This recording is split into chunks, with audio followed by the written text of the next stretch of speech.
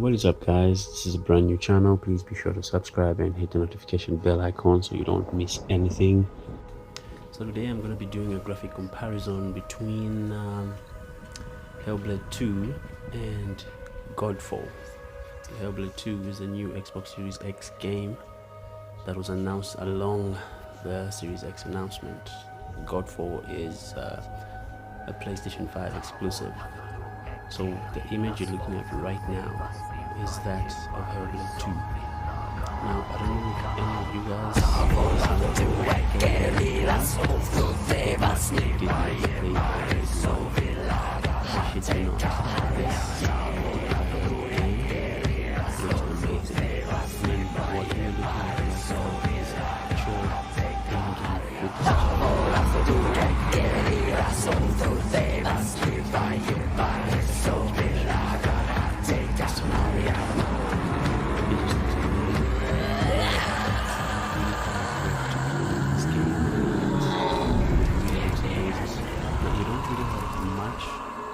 footage on Hellblade 2, but I'll be sure to upload a video once we get new gameplay footage or anything to do with the game.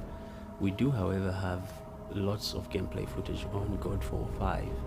Sorry, my bad. On Godfall, don't know why I would say Godfall 5. PlayStation 5 is stuck in my head.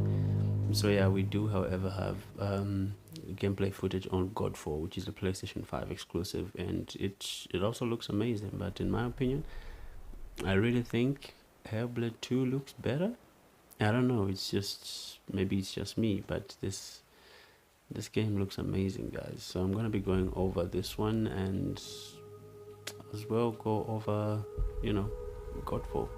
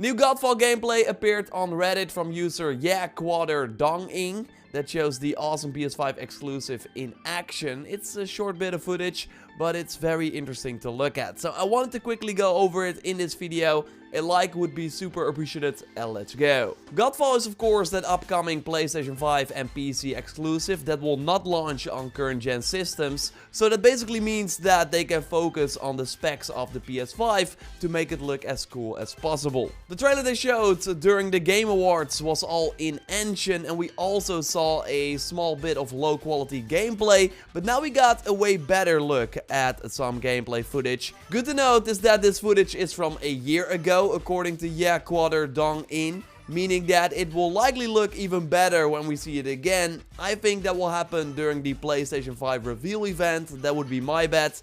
But yeah, right now I'm already pretty impressed and it looks like a ton of fun to play. So the idea of this game is that you wear different armor sets called Valor Plates that then change the gameplay up.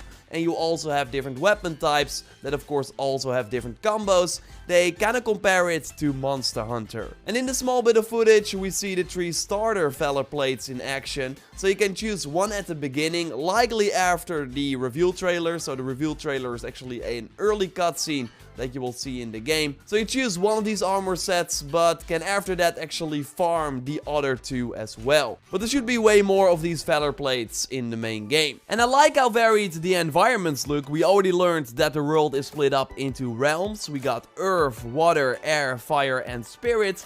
And I think we see the first shot of the air realm here with this character in the world in the clouds. But then we go to the sort of forge area that we actually got a better look at in this small piece of combat. And this character seems to be in a pretty cool looking castle, ready to get attacked by some armored knights. And overall the enemies seem pretty varied as well and are likely dependent on the realm you are exploring. Like I think we got these fire breathing creatures in the fire realm, you would think, right? A few enemies stand out, like this molten knight guy that might actually be a boss. We see co-op gameplay in action here too. It's a 3-player drop in and drop out co-op game, with one character now attacking the boss while the other one is waiting for the right moment to strike. I personally really love this sort of Nia guy in, again, I think this is the air realm, doing a cool taunt with his small knife. And it seems like you can lock onto a target as well because of the red circle we see on this enemy. And we can also see where enemies are coming from thanks to the arrows around our character. Not sure if you can like turn it on and off,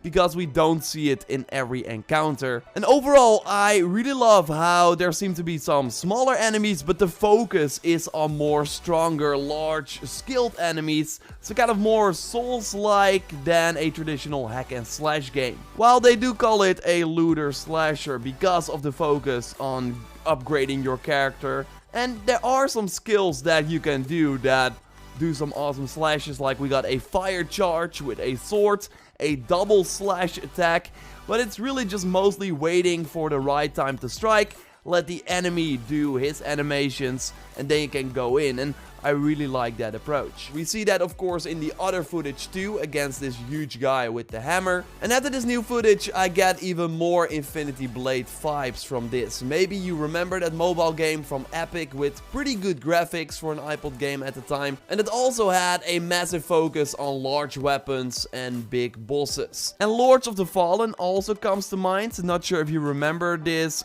early PS4 and Xbox One game. Also very Dark Souls inspired. And I totally get why people would say Warframe as well, because again Godfall also has co-op, and there's just a big focus on the different armor sets that grant you different powers. I will leave a link, by the way, to the Reddit post so you can easily check it out for yourself. I can't wait to see more. I'm pretty intrigued. It should be a fun PS5 launch game for sure. Gearbox is publishing it, and overall I'm just curious, like, how big is this game? Like, how much content can we expect? And will it be fun like after 5 or 10 hours and not be repetitive? Because games like this can get repetitive pretty fast. So that will be interesting to see. First footage looks pretty cool to me. Let me know what you think, of course, in the comments down below. When we know more about Godfall, then I will totally let you know here on the channel. So totally subscribe for everything on the game. Like the video to support the channel. And you can totally check out my previous video on Godfall as well. That goes way more. So a huge shout out to that in-depth review of Godfall 5. As you can notice, that is not my voice, but I figured, hey, might as well just let it run.